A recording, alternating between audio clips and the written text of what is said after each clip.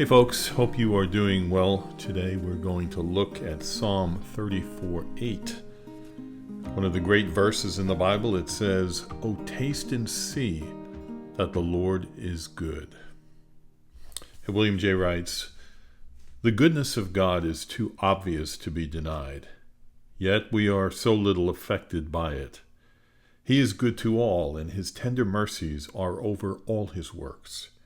He opens his hand and satisfies the desire of every living thing. As far as ourselves, he made us, and why did he not make us as reptiles? He placed us so high in the scale of beings and furnished for our reception a world filled with his bounty and beauty. He gives the sweet interchange of the hill and the vale, and wood and lawn. He makes the outgoings of the morning and evening to rejoice. And then the progression and produce of the seasons, he crowns the year with his goodness. He not only provides for our support, but our comfort. He not only feeds and clothes, but feasts and adorns us. All of our senses might have been created to be inlets of pain, but they are avenues of 1,000 pleasures. And we are furnished with the most delightful colors, sounds, perfumes, and delights. Our food might have been rendered distasteful, but he has made it pleasant, and connected enjoyment with this most necessary act of life, so that no one eats from a sense of duty or to avoid death, but for pleasure. Distinguished from this general kindness of God, there is, however, a special goodness, a goodness toward us as sinners. In the Scriptures it is called mercy and grace. It led him to remember us in our low position, and to make provision for our salvation from every effect of the fall. He spared not only his Son. Jesus was delivered for all our offenses, and raised again for our own justification. And in Jesus all things are now ready for our acceptance. And unworthy as we are, we may obtain all spiritual blessings in heavenly places, and forever.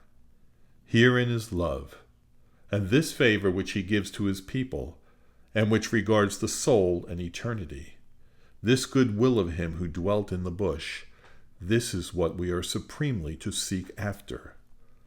But what is the best way to know his goodness? David does not say here and know, or read and know, or believe and know. But he says, taste and see that the Lord is good. That is, apply to him for yourselves instead of relying on the authority of others. If there were any dispute about the taste of something, you would determine the truth not by someone else's testimony, but by your own tasting. In other words, it means experience him.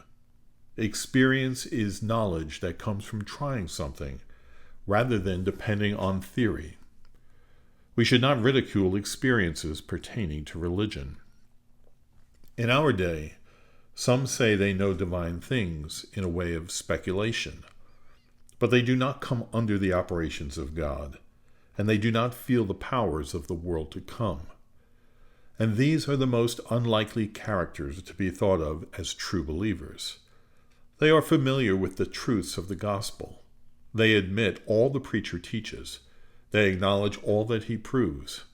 But it has no influence over their heart and life. They believe in hell, but make no attempt to flee from the wrath to come. They believe in heaven, but do not set their affection on the things above. They believe in the value of the soul, and yet neglect the only opportunity to embrace the things that belong to their peace. They go through the Bible, but its threatenings do not alarm them, and its promises do not allure them. They resist everything that might motivate them. They have been wooed and awed 1,000 times in vain. They hardly approve better things, but follow worse. They are not happy, and manufacture misery. They are in the jaws of death, and yet they are at ease in Zion. What paradoxes! What contradictions are you? Or what worth is your knowledge?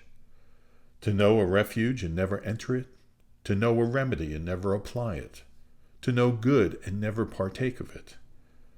This will not only leave you to perish, but deprive you of excuse and intensify your sin and condemnation. Like Uriah with his fatal letter, you carry information that will place you in the front of the battle. Therefore, do not be satisfied until you know these things to resolution, which can only be by your knowing them in your personal experience. Then your heart will be established with grace, and you will be so confirmed in the truth that you will not be led away by the error of the wicked to fall from your own steadfastness. Then you will desire greater degrees of it, and having tasted that the Lord is gracious, your prayer will be, Lord, forever give us this bread. Then you will be excited and qualified to share with others, for you will speak from the heart and recommend a tried remedy, a remedy that has effectively cured yourself. Behold, this we have searched out. It is true. Hear and know it for your good. And how I want to say that to so many people. Taste and see. Taste and see. Open your heart. Listen to this word of God. Listen to this truth. Is it true? Could it be true for you? Take it in. Try to digest it. And we will see what the Lord might do as a result of that. Taste and see that the Lord is good. And even for ourselves, those of us who are believers, and understand what this means. The Lord is good. We have tasted him. We have experienced him. It's amazing.